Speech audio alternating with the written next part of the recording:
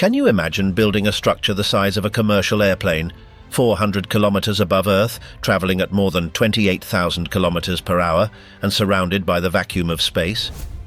Nothing is assembled on the ground, nothing can be repaired easily, and every mistake costs millions. Even so, engineers from different countries managed to assemble, piece by piece, one of the most complex projects ever created by humanity. In this video, we show you how the International Space Station was built, from factories on Earth to its assembly in orbit, in a challenge where precision, cooperation, and extreme engineering were everything.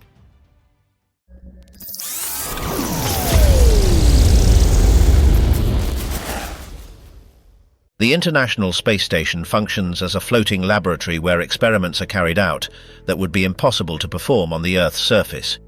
In microgravity conditions, scientists study everything from the behavior of new materials to the effects of space on the human body. But building a structure capable of housing people, withstanding the vacuum of space, and operating continuously was no simple task. Its development involved one of the most complex engineering projects ever undertaken by humanity. The original idea was to create a permanent platform in orbit where researchers from different countries could work together. Beyond political differences, the goal was to combine knowledge, technologies, and resources to shape an unprecedented project. It was not just about sending modules into space, but about building a true habitable home outside the planet. Unlike other structures, the station was not manufactured in a single place, nor launched as a complete piece. Its construction was carried out directly in orbit, module by module, as if it were a huge puzzle floating above the Earth.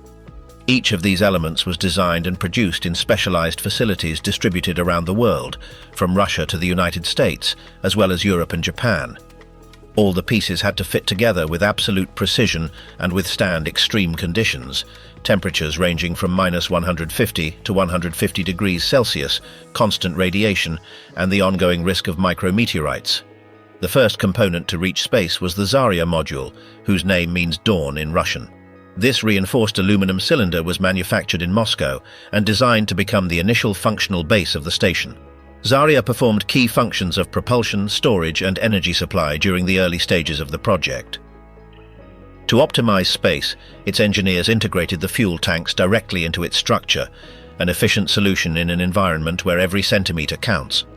This module was equipped with several small engines and others of greater power, used to adjust the orbit and maintain the station's stability. Its solar panels generated the energy needed to power the initial basic systems. In addition, it was protected with multiple layers of resistant materials, such as aluminum and special fibers, creating a light but effective shield against external impacts. Before being launched, each component of Zarya was subjected to exhaustive tests. Vibration tests were carried out to simulate liftoff, electronic tests to verify sensors and systems, and evaluations in vacuum chambers to ensure the absence of leaks. Nothing was left to chance, as any error in orbit could prove impossible to repair. Once completed, the module was transported by land to the Baikonur Cosmodrome, where it was integrated into a powerful rocket designed for heavy loads. After launch, Zarya remained orbiting alone, marking the physical beginning of the space station. Shortly afterward, the Unity module was added, built in the United States. This element functions as a central node, with multiple docking ports that allow different modules to connect to one another. Its structure was created from large aluminum sections joined through advanced welding techniques, ensuring strength and durability. Inside it, electrical systems, air and water ducts, as well as complex environmental control mechanisms were installed. Unity also incorporated special adapters that allowed modules from different origins to be connected, since the Russian and American systems used different standards. Before traveling to space, the module underwent extremely rigorous pressure, vacuum, and quality control tests. The launch was carried out aboard a space shuttle. Once in orbit, a Canadian robotic arm was used to extract the module from the cargo bay, position it carefully, and dock it to Zarya with millimeter precision.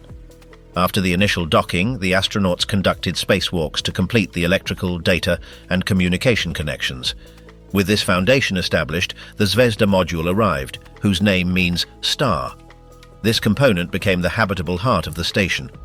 Designed to house the crew, Zvezda includes spaces for sleeping, working and controlling the main systems. In addition, it incorporates advanced life support systems capable of producing oxygen from water and removing carbon dioxide from the environment. Zvezda also features orientation control systems and large solar panels that generate additional energy. Its construction involved the use of materials such as titanium in the fuel tanks and rigorous thermal and structural tests before launch. Once in orbit, its docking was completely automatic using high-precision radar guidance systems. With the station already habitable, the next step was to transform it into a first-class scientific center. For this, the Destiny module was incorporated, dedicated exclusively to microgravity research. This laboratory houses numerous scientific racks with instruments designed to study biology, materials physics, and space medicine. Destiny was manufactured with high-precision processes and tested to withstand radiation, vibrations, and extreme temperature changes. After its launch, it was docked with the help of the robotic arm and secured through spacewalks in which the astronauts connected electrical, cooling, and external radiator systems. To these modules, key international contributions were added. Europe contributed the Columbus Laboratory, designed for advanced research. Japan incorporated the Kibo module, the largest of the station, which includes a pressurized laboratory, a logistics module, and an external platform directly exposed to space. Italy contributed the Leonardo module, used to transport supplies and equipment between Earth and the station. The structural skeleton of the station is a massive metallic framework that supports solar panels, radiators, and rails for robot movement. These solar panels, with a wingspan comparable to that of a commercial airplane, generate more than 80 kilowatts of energy, stored in batteries for periods in shadow.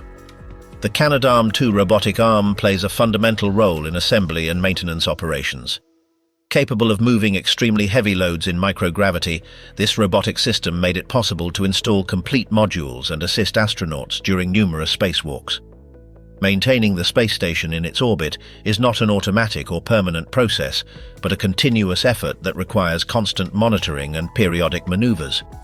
Although the station is located about 400 kilometers in altitude, there is still slight friction with the upper layers of Earth's atmosphere. Over time, this resistance causes a gradual loss of speed and altitude that, if not corrected, would make the station descend dangerously.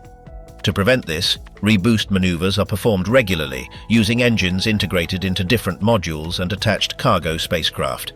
These adjustments allow the station to remain on the correct trajectory and ensure its long-term stability.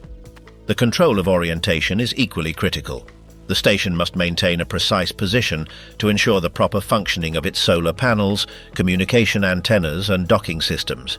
To achieve this, large gyroscopes are used to stabilize the structure without the need to consume fuel, along with thrusters that adjust the attitude when necessary.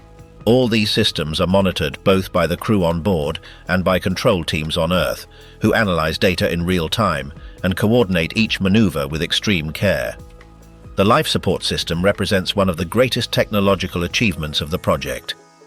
In an environment where it is not possible to depend on constant supplies, the station is designed to recycle most of its resources. Water is recovered almost entirely from environmental humidity, exhaled vapor, and even liquid waste, going through complex filtering and purification processes until it is once again suitable for consumption. This system drastically reduces the need to send large quantities of water from Earth. Oxygen, for its part, is generated continuously through processes that separate hydrogen and oxygen from water, guaranteeing a stable supply of breathable air. At the same time, specialized filters remove carbon dioxide and other impurities from the environment, maintaining safe conditions for the crew during long stays in space. Supply spacecraft play a fundamental role in the station's daily operations.